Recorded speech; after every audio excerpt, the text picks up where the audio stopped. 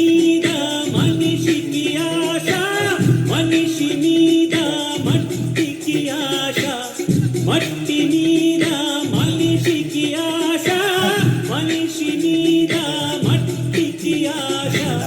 మన్నే చివరికి గెలిచేది, అది మరణంతోనే గెలిచేది. కష్టము చేసి కాసు గడిస్తే యజమాని, కోపు పెరిగి కోపదిస్తే డబ్బేది యజమాని. జీవిత సత్యం మరువకురా, జీవితమే ఒక స్వప్నమురా.